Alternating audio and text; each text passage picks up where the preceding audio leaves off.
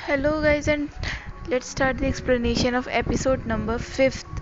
तो यहाँ पर वूजी जो है अपने आप को ब्लेम कर रही होती है कि ये सब मेरी वजह से हो रहा है।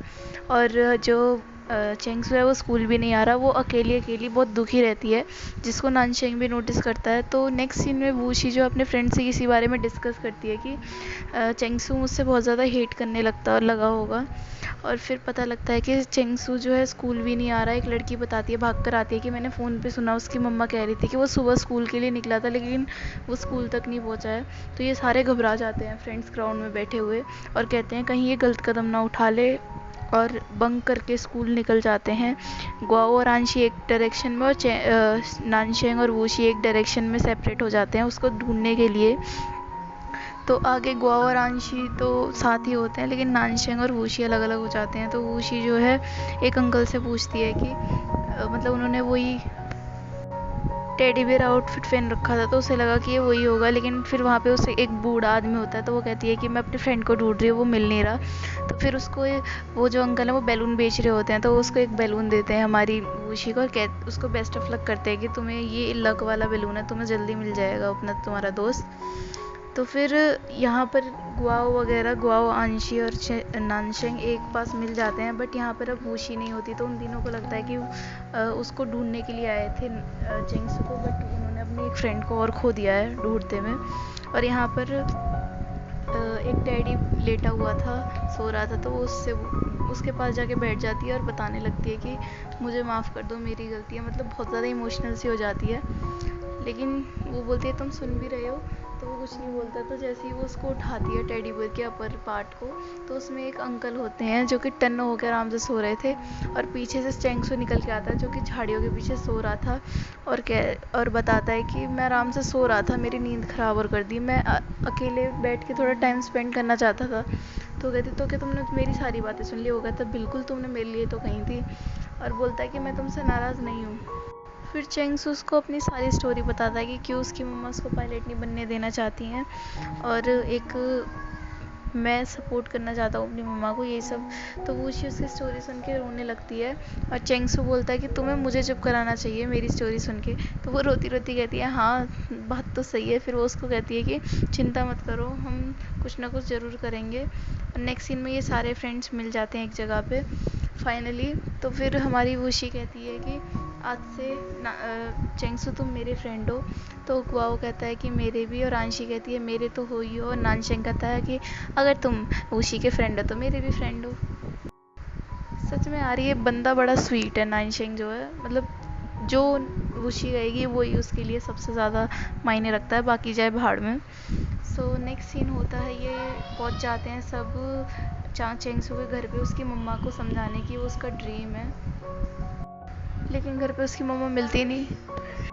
तो फिर वो स्कूल पहुंच जाता है क्योंकि उसकी मम्मा ऑब्वियसली स्कूल में ही मिलती है।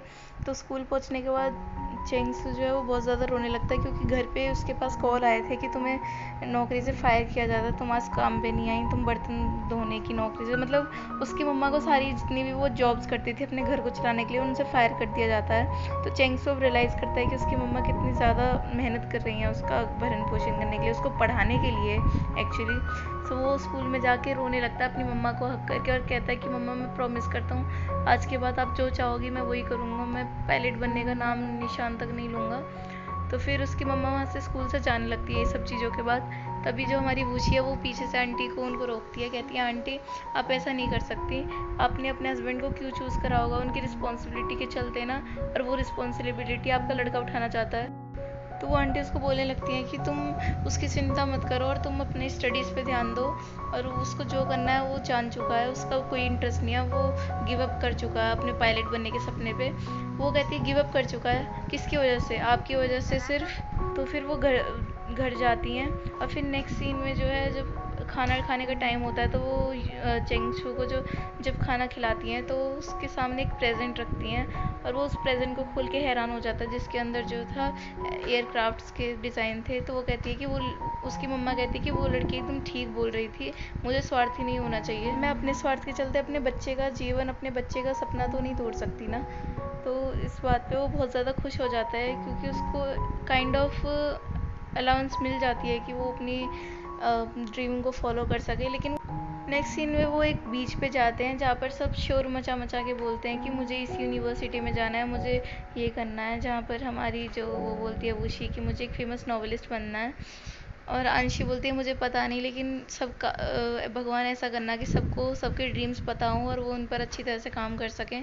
तो सब कुछ ना कुछ मांग रहे होते हैं, तो सारे फ्रेंड्स बोलते हैं चेंगशू से कि तुम भी कुछ विश करो।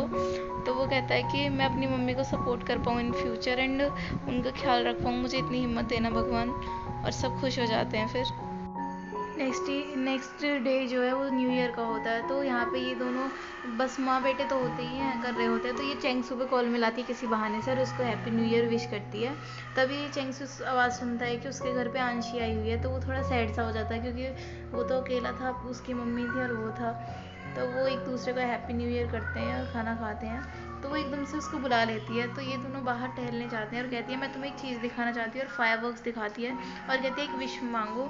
तो वो विश मांगने लगते हैं। तो चेंगसू स्माइल करके उससे पूछता है कि अपनी विश बताओ, और वो बता देती है कि मुझे नोवेलिस्ट फेमस बनना है। तो वो कहता है विश तो पूरी होगी नहीं क्योंकि तुमने बोल दिया, ऐसे बताते थोड़ी हैं। तो वो पीछे से उसको गाली देने लगते हैं कि चेंगसू के बच्चे, तुम्हें सब पता था फिर भी तुमने मेरी विश खराब करी ना, मैं तुम्हें छोड़ूंगी नहीं। और इसी के साथ होता है एपिसोड 5 की ending. And thanks for watching this video, stay tune for the next episode. Thank you.